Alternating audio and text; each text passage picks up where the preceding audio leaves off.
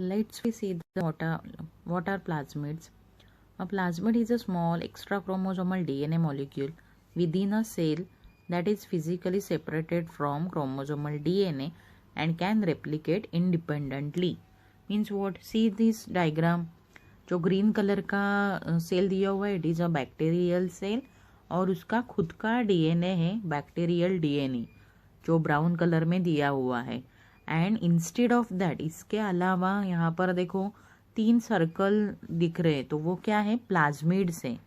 तो plasmids are nothing but extra chromosomal DNA जिसका bacteria को एज सच कुछ यूज़ नहीं है ज़्यादा. तो प्लाज्मिड को क्या कहते हैं extra chromosomal DNA molecule within a cell. और वो क्या रहता है सेल्फ रेप्लिकेट रहता है मीन्स वो खुद रेप्लिकेट हो सकता है उसमें ये प्रॉपर्टी रहती है सेल्फ रेप्लिकेशन की. They are most commonly found as a small circular double stranded DNA molecule in bacteria. However plasmids are sometimes present in archaea and eukaryotic organisms also. The plasmids most commonly used in recombinant DNA technology are those that replicate in E. coli. और bacterial cell कौन सा use करते हैं यहाँ पर E. coli bacteria. Investigators have engineered this plasmid to optimize their use as a vector in DNA cloning. तो यहाँ पर देखो एंटायर बैक्टीरियम सेल दिया हुआ है अगेन और उसमें प्लाज्मिड जो रेड कलर का छोटा सा डीएनए है इन बिटवीन राइबोसोम एंड पिला है प्लाज्मिड दिखाई दे रहा है. वो प्लाज्मिड आइसोलेट करते हैं बैक्टीरियल सेल से और उसमें अपना जो जीन ऑफ इंटरेस्ट रहता है वो क्या करते हैं इंसर्ट करते हैं और उसे फिर से बैक्टीरियल सेल में ही डालते हैं क्योंकि वो वहाँ मल्टीप्लाई हो.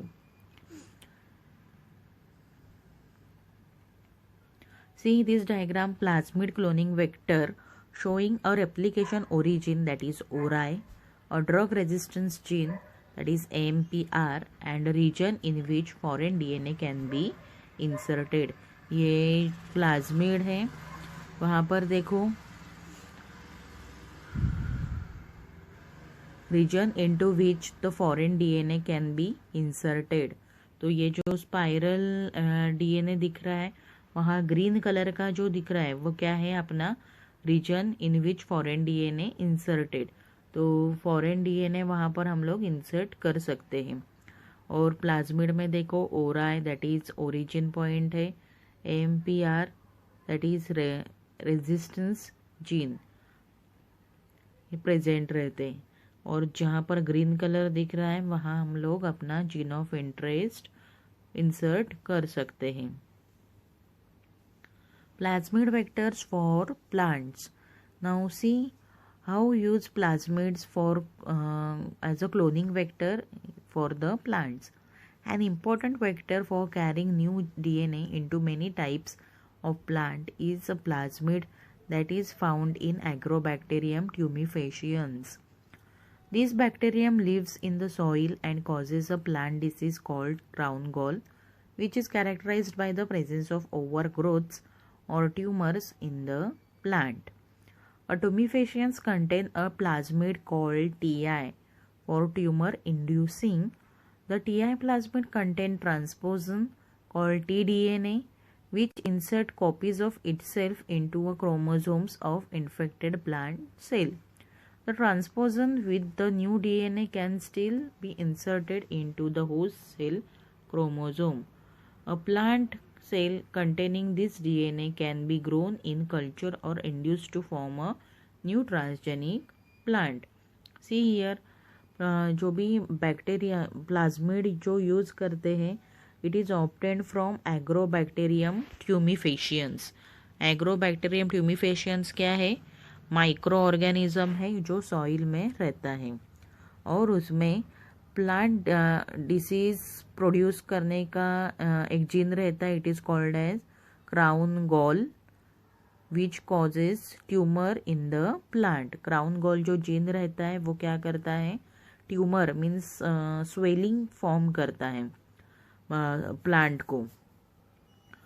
और वो एग्रोबैक्टीरियम ट्यूमिफिकेशन का जो भी प्लाज्मिड रहता है it is called as TI plasmid.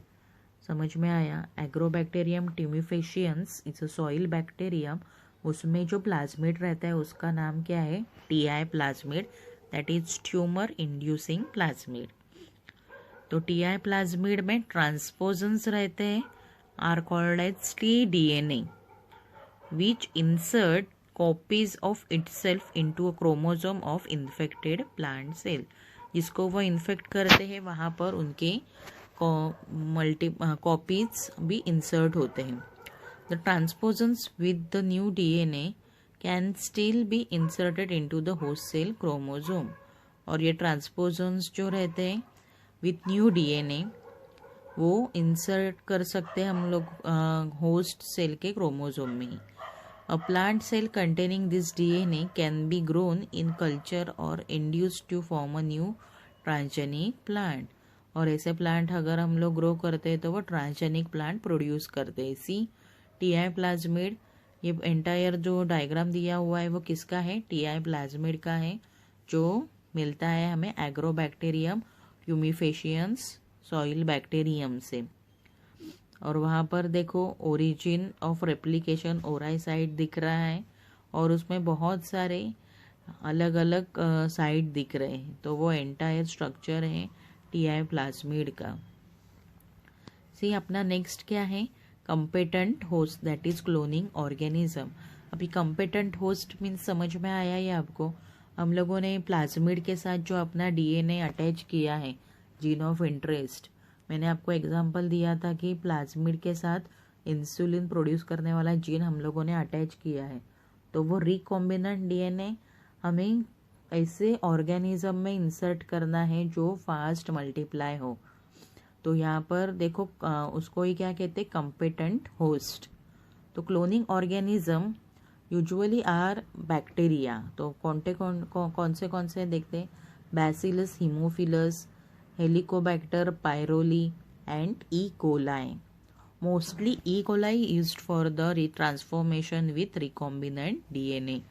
Mostly E coli bacteria, that is Escherichia coli, जो बैक्टीरिया रहते हैं उसमें ये रिकॉम्बिनेंट डीएनए इंसर्ट करते हैं और वो मल्टीप्लाई जैसे होते जाता है वैसे ही वो रिकॉम्बिनेंट डीएनए मीन्स क्या है? अपना प्लाज्मिड एंड इंसुलिन जीन, तो वो मल्टीप्लाई होते जाता है उसमें।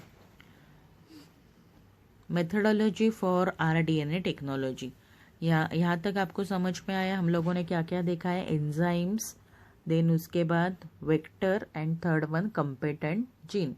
ये क्या है? 3 कंपेटेंट होस्ट, सॉरी। तो ये 3 टूल्स हैं और उसके बाद एक्चुअल प्रोसेस है अपना methodology of rDNA. In next lecture we will see the methodology for recombinant DNA technology. Thank you.